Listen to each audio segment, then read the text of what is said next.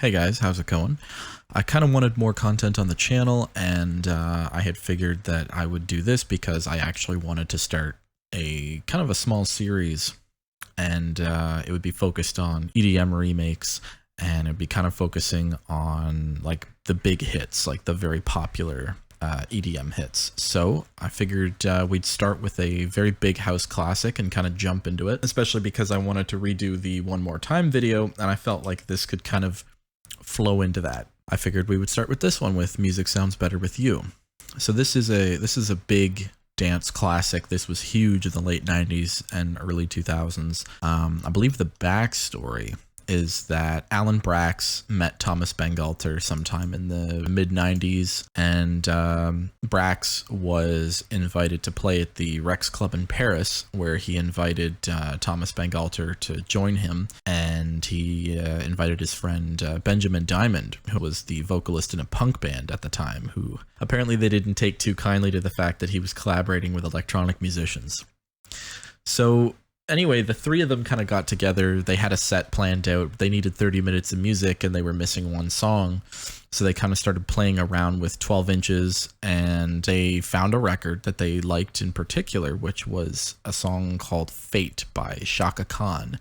The Wikipedia page says that they came up with the song first and then added the sample. But if you check out a very cool video interview with Alan Braxe, he himself actually says that they started with the sample and then kind of made a set around it. And then I think he said maybe a month later, a couple weeks later, they were at the Daft House studio, which itself is, you know, kind of mysterious. A lot of fans believe it to be the bedroom studio of Thomas Bangalter, and that's probably what it is. Anyway, they produced the track there. There's a few elements they added to it besides the sample, like there's a 909 in there. I think they said a Korg Trident. And then I think the sequencing for the track was done using an Ensoniq ASR10. And of course, the sampling was done with an EMU SP1200. So aside from all that, let's get into the sampling and the production of the track. So we'll start with the Chaka Khan sample. So I'll just pull up the mixer here and open up Edison. So I believe it's right at the start. Let's give a quick listen to the song.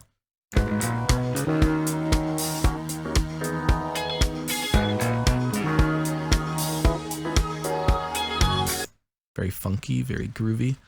Believe it's right here. Yep. Anyway, you're gonna take this and send it into the playlist. And I'm trying to think by how much they sped it up. I can't quite remember that. Let's see if I've got the settings here. Okay, so I'm using the multiplicator at 92.38%. So it's speeding up the track to the point that it makes the sample just 92.38% of the original length that it was. And I have it set to resample. So the reason that it's done like this is because back in the day, time stretching algorithms sucked. So they would introduce a ton of artifacting into the audio and were a dead giveaway that something had been messed with. And if you keep it to resampling, it doesn't introduce artifacts. It just lowers or raises the pitch of the sample, which is what they did. And to prevent flamming, there's a couple chops in the sample. The sample's like slid around a little bit. And I'll just demonstrate that very quickly over here. I'll just grab that and kind of show you guys basically what I did. So this is the length of the sample, and I changed the I just changed the percentage of the length, and in resample mode it will automatically repitch itself, so now it's higher in pitch. And that's the interesting thing about these old EDM tracks, these old house tracks, is that the producers were a lot more focused on keeping the tempo consistent than they were worrying about what tuning standard it's in, right? Because it's in A minor or C major, depending on how you want to look at it, like the song itself. But it's not in A440. It's in a weird it's not even really a tuning standard because it's not any particular tuning standard that was chosen. They just changed the pitch of the sample until it fit with a straight tempo, which I believe in the original is like 123.926 or something like that. I have this other version of Music Sounds Better that I don't know if it's a remaster or what, but it's 123.921 rather than 0.926. So that's why I've got my project tempo set like that. But let's talk about the sampling. So I'm going to do the first slice here, move it over like so. Maybe one more. Actually, you know, I'm just going to move it like that. And you can increase or decrease the resolution of your grid if you want. I've got it pretty loose because, you know, they didn't have access to equipment that was, you know, sample-based editing back then. Here we go. This doesn't have to look perfect. The point is that it's more or less, you know, on the grid so that you don't get flamming with the drum machine samples. Anyway, it's, you know, more or less, you know, something like this. You don't have to get it like dead on, but that'll just ensure that whenever the actual drum samples kick in, they're not going to be flamming with the drum transients here. So I have the reference mix up here muted because I don't really need it anymore now that the project is pretty much complete, and I think I've got it pretty close. So let's talk production, and we're gonna talk a little bit about the intro. So the intro of the song is 16 bars long. This version chops it down to 8, which is also what I've done. Basically, you're just going to copy paste everything in a 1-bar loop. Basically, that'll be copy pasted 7 times. So you get a full 8-bar loop here. There's something really interesting going on with this track that's very much like One More Time, and that's this very crunchy, high-passed, lo-fi intro. And then the beat drops, the rest of the track kind of kicks in, there's more stuff going on, and we'll kind of go through that too. So I want to talk about this down here. These are my automation clips, and I like to kind of group them together. So this is basically side chaining, and what's going on is that the sample up here has reverb on it. It's very subtle, and the reverb is being ducked. So every time one of these drums hits in the sample, it's ducking the volume of the reverb down. And if you listen to the original, and you know, I'm probably going to get dinged for copyright anyway, so the hell with it. I'll just solo the OG, and we're going to hear what's going on when I open up the stereo image. So let's go ahead.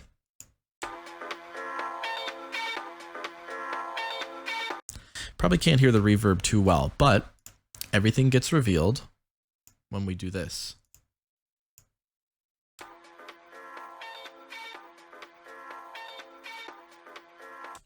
Okay, so whenever I opened up the stereo image all the way down here, you could definitely hear that there's a reverb going on the sample. And it sounds like what was done is they played the sample for 1 bar with reverb on it and bounced that, and then that's what they chopped up. I have the processing power to do it this way, so I didn't really need to do it like that, although I will do that with One More Time, and in the One More Time video I'll explain why.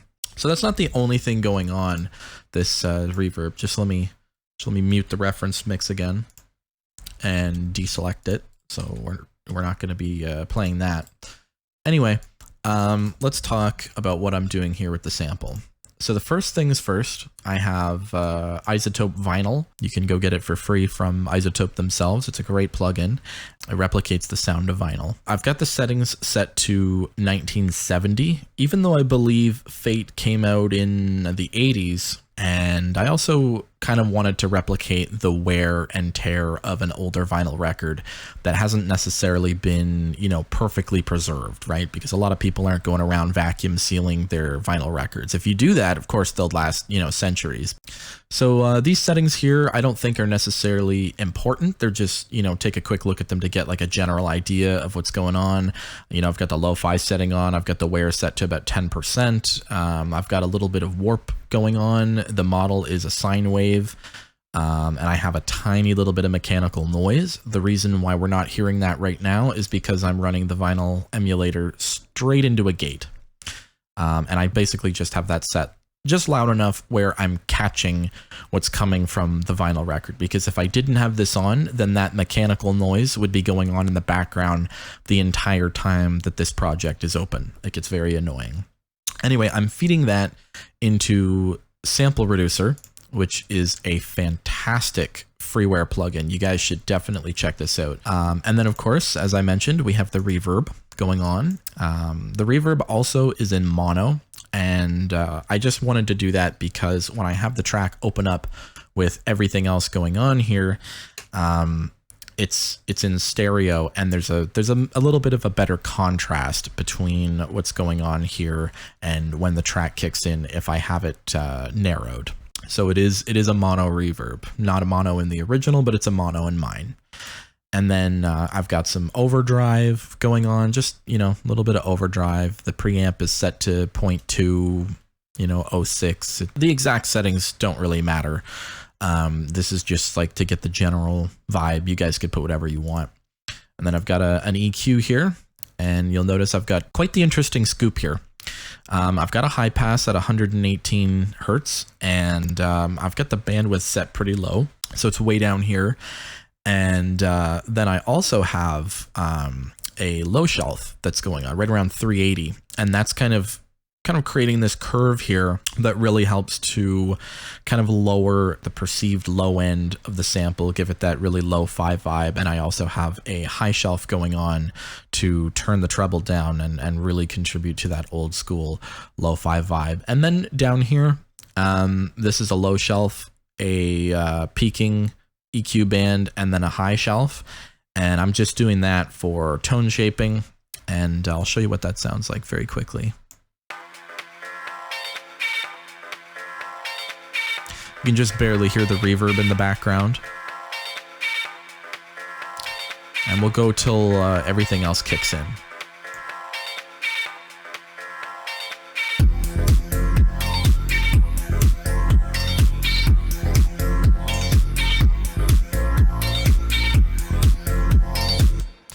So, you'll probably notice that my version sounds a little cleaner. I don't have quite as much distortion or saturation going on in my mix as the OG does. That could also be achieved during mastering too. If you were, doing some real crazy mastering that was totally at a left field and, a lot more creative than clinical. But anyway, let's keep moving on and talk about sample 2. So that's what I have kicking in right here. This is sample 2. I'm going to solo it.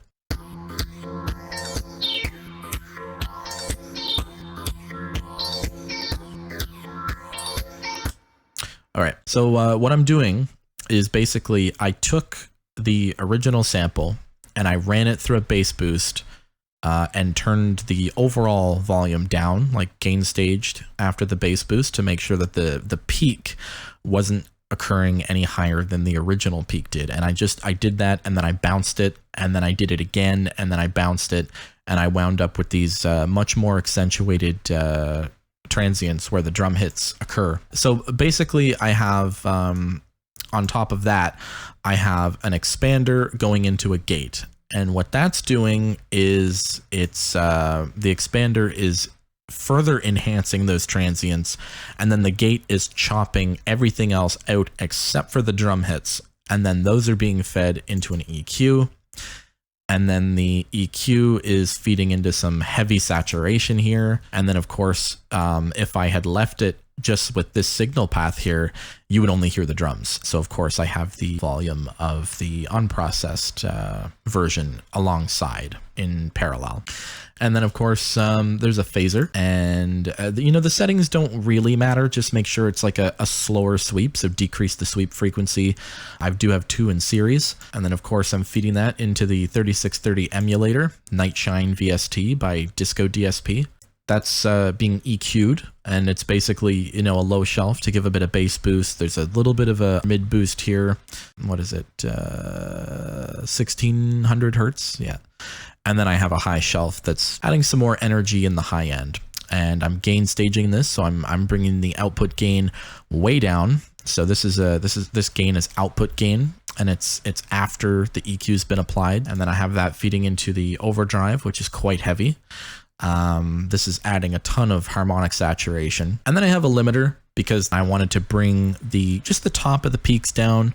I'm bringing them down about 4.5 dB.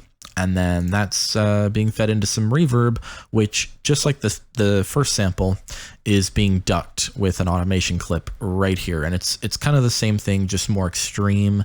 And this reverb is a stereo reverb that's it's got the stereo imaging opened up all the way. And that's pretty much it for sample 2. Like if I go ahead and play it soloed,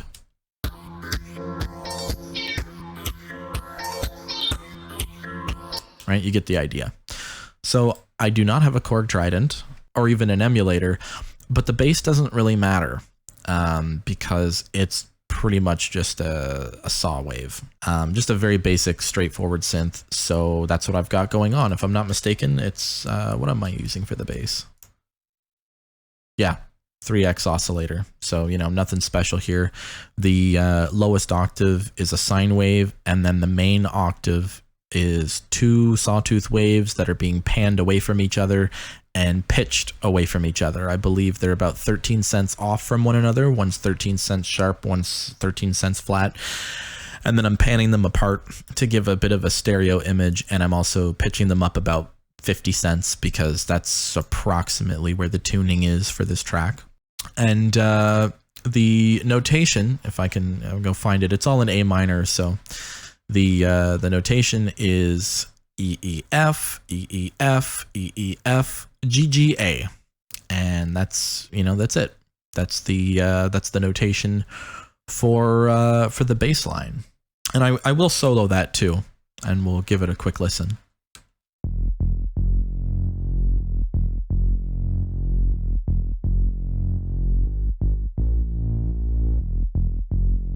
Okay. Oh, and before I forget, there's actually a section up here where the bass line changes, and that's during the verse, and I would like to play that. So the notation does change. That becomes D, D, E, F, F, G, and it does this repeatedly. There's no other deviation from this particular progression. This is the same progression all the way through, and it only comes in every so often in the track, but you'll see I've kind of highlighted where that happens by calling it verse. It's not really a verse, but that's where it kicks in. And then everything else is labeled hook. So hook is where it's, it's E E F E E F E E F G G A, and verse is where it does the other progression that I mentioned. It's where it's D E F G. So I'll just play that very quickly, and then we'll move on to the next element. So this is what the verse bass sounds like.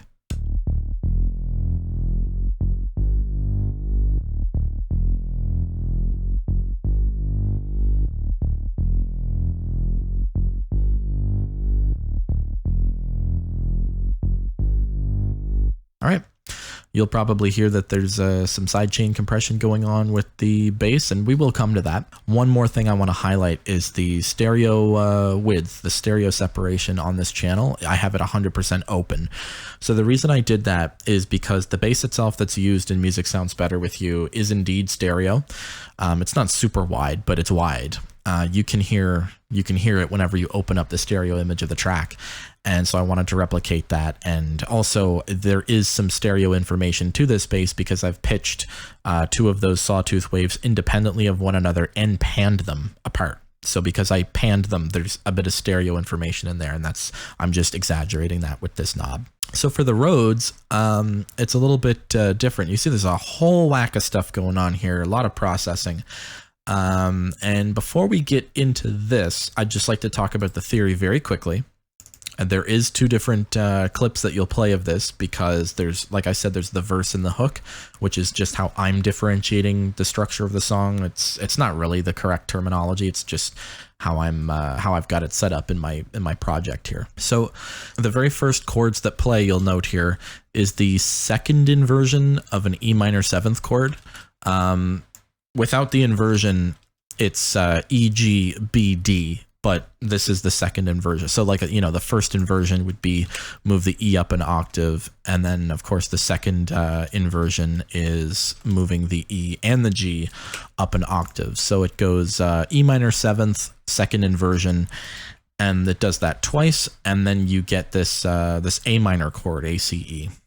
And the bass notes are just kind of mirroring what the bass instrument itself is doing. So it's just E, E, F, E, E, F, E, E, F, G, G, A. And I've repeated this for 8 bars. And it sounds like this.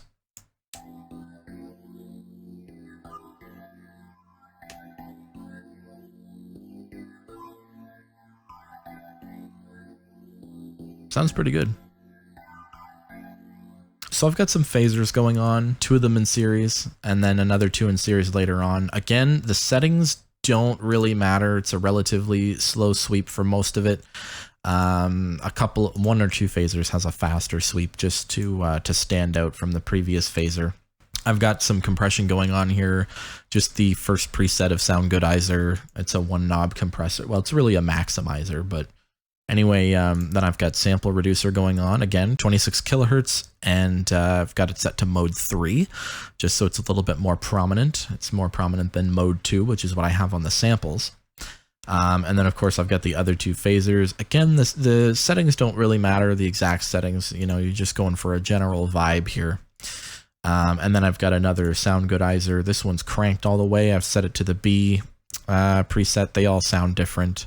And then of course I've got an EQ going on where I'm boosting 250 and 1500 hertz. I didn't even move these. You'll see if I set them back to default, that's exactly what they are. I did narrow the bandwidth a little bit, and then what's the first one? Yeah, about 8 and 9.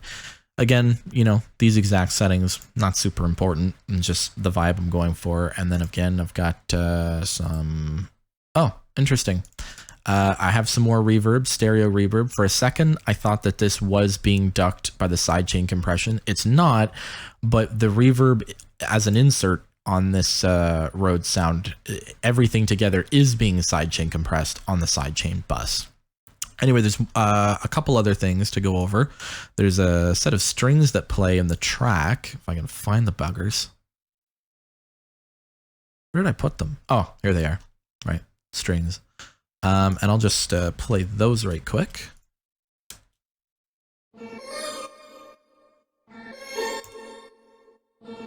So pretty simple. It's just A in a lower octave, then C, D, and then A in a lower octave and C, A. And I layered it. It's a couple. These are just some, you know, straight up string sound fonts that I have, SF2, and I'm playing those with the Fruity Sound Font Player. They only come in during a certain section of the track. You can hear that in the original. And then I guess it's time to move on to the drums. What do we got? So the kick drum. Kick drum's interesting. The kick drum that I have is a 909, and what I did was I put a low shelf on it, boosted the crap out of the low shelf, and then I'm feeding it into an overdrive. And that's giving this really distorted kind of sound, because the original's very heavily distorted as well, or heavily saturated. And this is what it sounds like on its own. There was a little bit too much content in the high end, so you can see over here I've got a low shelf, just kind of pulling that down a little bit, just a few dB, 7 kilohertz upwards, or 7.5. But that's pretty much it. And then I have a closed hi-hat going on the 1, the and the 2. And you'll hear that here.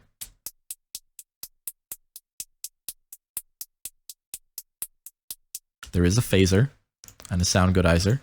And then there's a, what was that? Oh yeah, C preset. And then of course I have a quite a significant low shelf.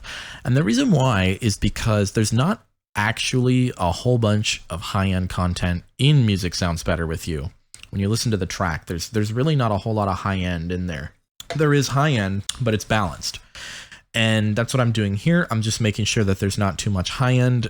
There was too much on its own, and turning it down just didn't work because then it kind of got buried in the mix. So I'm turning down the high end so I can put it up in the mix and you can still hear it, but the high end is not overpowering the high end on everything else. And then of course the snare, I can't remember what I used for the snare. What did I use for the snare? Okay, just a very, distorted snare from a drum pack that comes with FL. Nothing, super fancy. The original snare in Music Sounds Better With You, I really don't think it's a 909, even with heavy distortion. I'm not sure what they're using for it, but I really don't think it's a 909 snare, even though the kick almost certainly is a 909. And then, of course, I have these two other hats, which I've called Break Hat. And the reason why is because in Music Sounds Better With You, there's like a filtered section that comes in where it's just the kick drum, some samples, the Rhodes, but everything's been low pass filtered. So it sounds closed off, and it's just that and the vocals. And when that's happening, there's a section where there are a few hi-hats that kind of kick in and start playing. And this is what they sound like. So you can tell there's a phaser there as well. And they're both closed hi-hats, but one of them sounds a bit more open than the other, and it's on the and. The other one's just on the 1 and the 2, and it's more closed. And there's not much else besides that. I guess I've got a little reverb going on, just for the sake of a greater sustain on the sound of the hats. And then there is one drum loop, and it's in here, almost acts like bridging the gap between the hooks, and you can see here it's in the original too. And this is just some random drum loop sample that I grabbed from FL somewhere, and I went into Edison and I EQ'd it a little bit and took out some of the low end, and I think I even further processed it here if I'm not mistaken. Yeah, I've also got quite a low pass going on here and cutting a lot of that high information out for the track.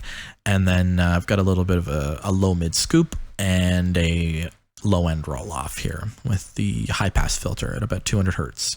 And it sounds like this. And you'll see that I did not quantize them to the grid exactly. Like some of them are behind a little bit, some of them are a bit ahead. It's not supposed to be perfect because it's not in the original. You can see here, it doesn't even really line up on the grid. And that's okay, because for that section, it doesn't have to. I guess we're coming up on the vocals now. We can't really talk about the track without talking about the vocals. In the future, though, I would like to separate vocal effects as their own separate videos. But I did the vocals. I just kind of felt like it sounded a bit better with my vocal going on here. I'm not trying to say I'm better than Benjamin Diamond by any stretch. I'm not. But I felt that my vocal was a bit more fitting for this particular mix than Benjamin Diamond's, because I can't replicate the original mix exactly, and I can't replicate Benjamin Diamond. So I've got 3 layers going on with my vocal. I've got a low octave, and I've got a main octave, and then I've got a harmonizer layer that's playing. And the harmonizer layer, I have another video here on the channel where I'm talking about the vocal effect of Blue by Eiffel 65, which was done with a harmonizer. And one of the things I mentioned is that when the way the harmonizer's intended to be used is that the band hypothetically has a keyboard player, and the keyboard player has a keyboard part that they're going to play like normal in the track. And that keyboard part is going through MIDI into the harmonizer and telling the harmonizer what notes are being played. And the harmonizer goes, oh, I know that scale. I'm going to intelligently create backing harmonies based on that scale. So I'm going to create chords that fit in that scale for the vocals. And there's 2 modes that do that. You can do it in scalic mode or chordal mode.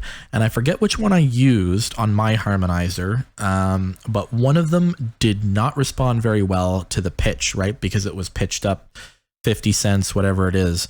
And the harmonizer does not like that. It likes a 440. And so I had to use one of the modes that doesn't care. And I can't remember what mode it was, but I do remember that it's not full manual mode. And what I'm doing is I'm actually just feeding the harmonizer with this MIDI information right here. Just these chords with the bass notes, and that's being fed to the harmonizer, and it's pitching the harmonizer vocals accordingly. And the harmonizer vocals, which are 100% wet, there's no dry signal in them, are a copy of the main vocal. So I'll go over the lead vocal here, and we'll start with the low vocal, work our way forward. Ooh, baby, I feel right. The music sounds better with you. Okay. And, I'm not saying I'm a great singer. It's, it is what it is. And then, of course, we have the lead vocal, which is an octave above, and this was sung separately. I've got a little bit of EQ going on here. I've got some high-pass filtering cutting up to 260 hertz, which is pretty high up.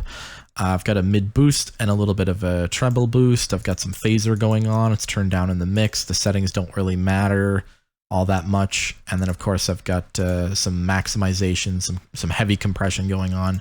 And then I've got the night shine to replicate the 3630. I did not run my vocals through the 3630. And as much as I want to do that for these videos, because it was definitely used, I also recognize that most people at home do not have one. And this is the closest that, most people are going to come to a 3630. It's not that they're expensive. They're actually pretty cheap. It's just that they're pretty hard to find these days. They haven't been manufactured in, 30, 32, 33 years, whatever it is.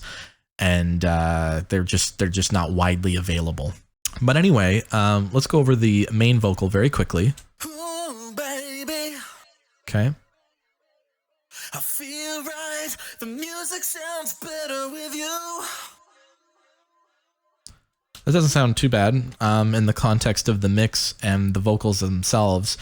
So yeah, it's EQ, phaser, compression, and more compression. And you'll hear that there's some interesting delay going on there, some delay effects, and we'll talk about that in a minute. But for just a quick sec, I also want to go and play the harmonizer section, which is basically a copy of what we just heard, 100% wet, so it's just the chords of the vocals without the dry signal in them.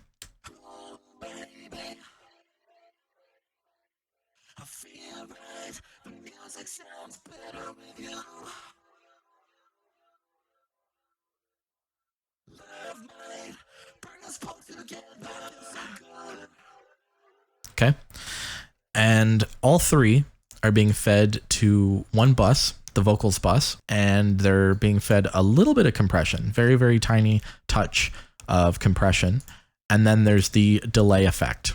So let's spread this out a little bit to where we can really see what's going on.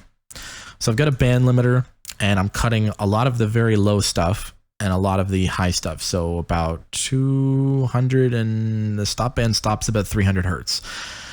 And then the pass band stops at, the end of the stop band, I should say the upper bound of the stop band is approximately 530 hertz. And then I do have some low pass going on here in conjunction with the high pass down here. And that's just to narrow the bandwidth of the delays themselves. So the delays up here are 100% wet. There's no dry signal coming through. It's a 4 to 0 delay time. And if I'm not mistaken, that's... Ooh, baby. That's a quarter note delay. And then, of course, there's the cutoff engaged a little bit. So there is a degree of low pass filtering that goes on to the delays. Each repetition gets a little bit more as time passes. And the volume is set down about midway. It's just a little bit further than 12 o'clock. And this is going to be essentially the number of repetitions that are going to happen. And I have it set to normal. It's not ping-ponging.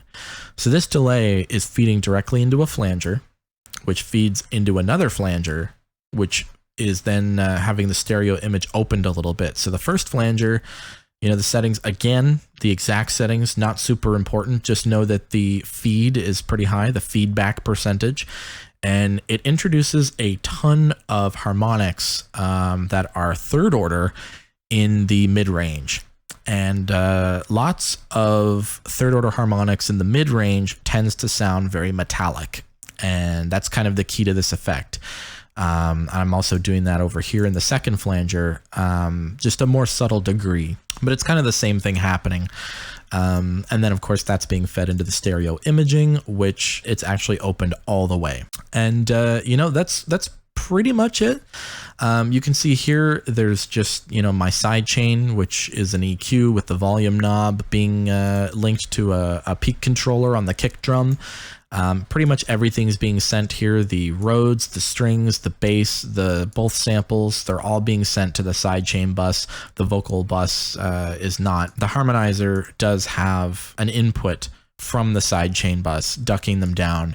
And of course, the kick drum is going to be pushing them down anyway, because on the stereo bus, I do have a compressor going on. So I have a little bit of EQ, just adding some color.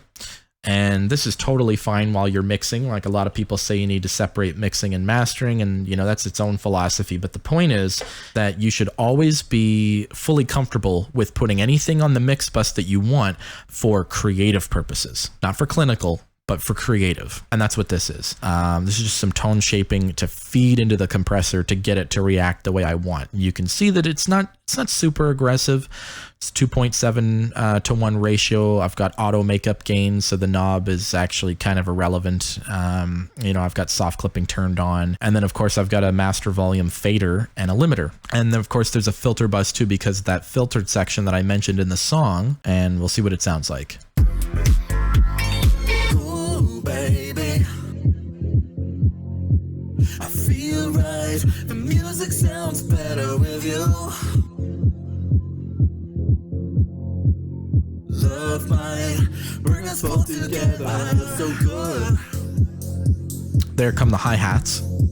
I feel right. The music sounds better with you. Love might bring us both together. Ooh, baby, I feel right. The music sounds better with you. So even though I don't have sidechain compression on the vocals, Love might bring us both together. So good. you can still hear them being ducked by the kick drum on the master. Feel right. The music sounds better with you. Love might bring us both together. Ooh, baby. Anyway, that's pretty much it for the track. And then of course, you know, this is just the fade out that I've got, and I'm turning on the level control, and that's pretty much all there is to the track. So, you know, I hope you guys enjoyed this video. There's another episode coming. That'll be One More Time with the sampling correctly nailed.